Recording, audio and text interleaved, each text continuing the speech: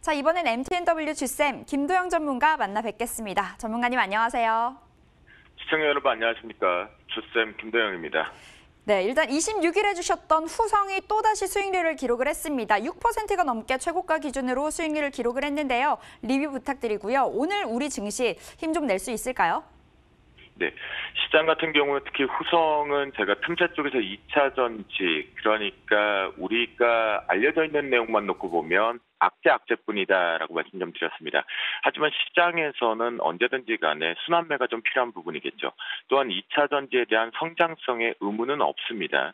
특히 최근의 시점을 보면 기관 쪽에 비해서 바닥권 종목군들을 이용해서 순환매와 함께 트레이딩 쪽으로 수익률 제고를 좀 갖고 있다라고 보시면 좋겠는데요.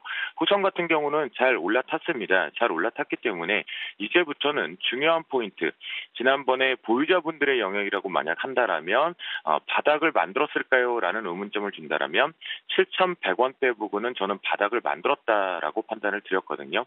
그 부분에서 이제 올라가면서 트레이딩 관점 쪽으로 놓고 봐야 되는 것은 상승 탄력 부분을 좀 더 확실하게 올려타기 위해서는 요 7,600원대에 대해서 다시 한번 강하게 지지력이 좀 나와야 된다라고 말씀 좀 드려보도록 하겠고요. 수익은 축하드린다라고 말씀 좀 드리겠습니다. 하지만 윗부분이 살짝 어제의 윗꼬리 부분에서도 매물이 살짝 하나 숨어 있죠.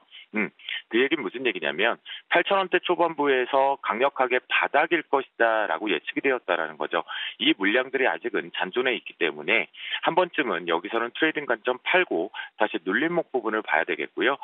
실제적으로는 한 8,300원대 이상 부분이 저항이 걸린다라면 한 번은 팔고 가는 전략, 그 전까지는 홀딩 전략을 제시해드리도록 하겠습니다. 사실 이제 어제 시장이 전반적으로 고점 형성 부분이 다중 고점이 좀 형성이 되었죠. 특히나 수급적인 측면에서 볼 것이 이 MSCI 2019년도 3차 리밸런싱 관련된 외국인들의 이슈는 이론상으로는 마무리가 됐습니다.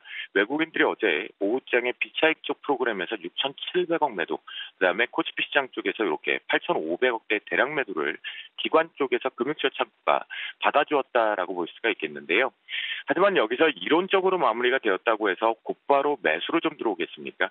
실제적으로 EWY들과 비교해서 놓고 보면 매수가 좀 들어올 부분은 눈치를 좀 보면서 살짝 보여주고 있습니다.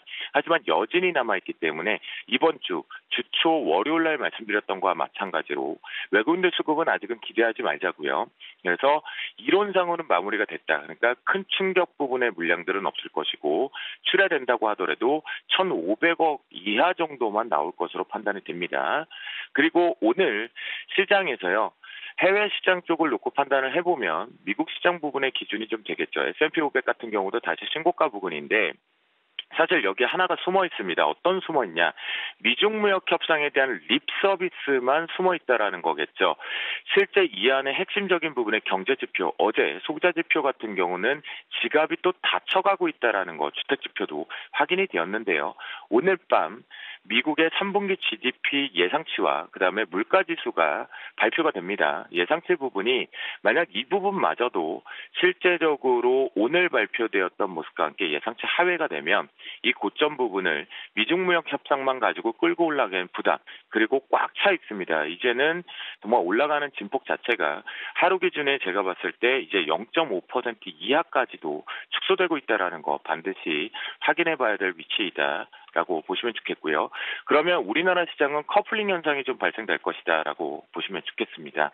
그래서 오늘 필식의 선물 변곡가의 고점 돌파 변곡가는요 284.15로 설정을 하도록 하겠는데요. 이 부분은 어제보다는 조금 낮죠. 어제 같은 경우에 위쪽이 열려있는 부분에서 오차 범위 안에 꽉 차면서 위쪽에 좀 올라탔습니다. 제 차트상도 그것이 좀 더 보여주긴 했는데요. 오늘 284.15 같은 경우에는 실제 기관 쪽 수급만 갖고라도 가능성은 있지만 고점이 이제 우리나라도 한 땀 한 땀 버겁게 올라가는 패턴. 과연 빠질까? 과연 더 오를까? 라는 물음표에서 큰 크기의 캔들, 공격적인 상승보다는 제한적인 상승 쪽으로 캔들을 만들어가는 고점일 가능성이 높다라고 보시면 좋겠고요. 하단에 대한 저점 지지 부분은 오늘 같은 경우에 중요한 포인트가 좀 걸리는 위치인데요. 281.25포인트입니다. 281.25포인트가 어제 같은 경우에 제가 저점으로 형성했던 281.35 절대 훼손하면 안 된다라는 표현을 좀 드렸었거든요. 그 이유 중에 하나는 뭐냐면 해외 증시하고 커플링을 만들어가고 있는 시점이었으니까요. 그래서 어제 수급적인 부분에서도 일단 지지는 했습니다. 하지만 281.25가 깨진다라면 이 직전 부근의 목요일날 속임수로 패턴을 만들었던 이 하락에 이 캔들을 이탈하는 형태가 나온다라는 거 반드시 열어두면서 대응하겠습니다. 전체의 힘상으로는 현재 제가 바라보는 시각에서는 전체 이벤트가 끝났지만 아직 그 여진이 남아있기 때문에 저점을 확인해야 되는 구간으로 판단을 하고 있습니다.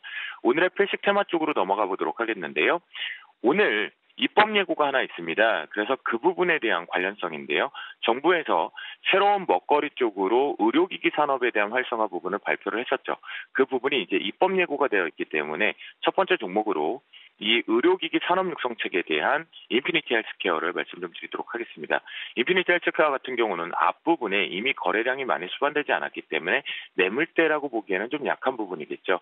그런 부분 속에서 강력하게 지켜줘야 되는 저점에 대한 지지력, 그러니까 우리가 매수를 했더라도 강력히 지켜줘야 되고 만약 이탈할 경우에는 빠져나와야 되는 부분이겠죠. 5,890원을 강력하게 잡고 트레이딩 쪽의 관점에 매수 타이밍을 좀 잡아보도록 하겠고요. 어제하고 다르게 2차 전지하고 이 부분은 입법 예고가 일정 부분의 뉴스, 일정 플레이가 나오기 때문에 오늘 눌림목보다는 갭상승 쪽에서 따라가는 패턴이 가장 좋겠고 갭상승이 가장 좋습니다.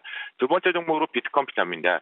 비트컴퓨터가 지금 가장 핫한 부분 쪽에 수급의 이슈와 함께 좀 올라타고 있는 부분인데요. 역시 그런다고 하더라도 손절라인 4,280원에 대한 강력한 지지력이 필요하다라는 것점 으로 해서 트레이딩 보겠고요.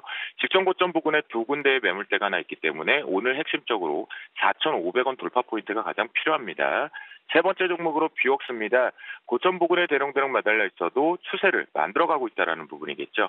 그런 부분이라고 한다면 이 뷰웍스는 앞의 두 종목과 다르게 실제 오늘 종가 기준으로 28,600원을 훼손하지 않는다면 역시 추세 쪽으로 끌고 올라간다라는 관점으로 보시기 바라겠습니다. 마지막 세 번째 종목으로 케어랩스인데요. 최근에 보면 재료를 만들고 나서 급등 이후에 잘 눌려주었죠. 그러면 오늘 이 후보군들 중에서도 어쩌면 캔들상으로는 가장 매력적인 부분이다라고 보실 수 있겠는데요. 그러지 마시고 이 입법 예고되어 있는 종목군들 같은 경우는 실제 매매를 하는 데 있어서 아침 탄력도가 가장 중요합니다. 특히 오늘 같은 경우에는 갭상승 쪽이 나와서 상승 탄력도가 나왔을 때 따라가는 것이 가장 좋겠다라고 말씀 좀 드리고 있죠. 그런 관점 쪽에서 케어랩스 같은 경우는 이 부분이 중요할 것 같습니다. 14,800원을 강력한 지지력 및 손절가로 잡고 트레이딩으로 따라가 보자. 라고 말씀을 드려보도록 하겠습니다. 일단 이벤트는 잘 끝났습니다. 하지만 여진이 있고 우리나라의 이 지난 11월에 하지 않았던 고점과 저점을 만들어가는 변동성 구간이다라고 보시면 좋겠고요. 그리고 오늘부터는 미국 시장과 유럽 시장의 동반 커플링이 좀 강화될 것으로 보이니까 이 부분 예의 주시면서 대응해 보도록 하겠습니다. 오늘도 파이팅 하시고요. 외쳐봅니다. 오늘도 피식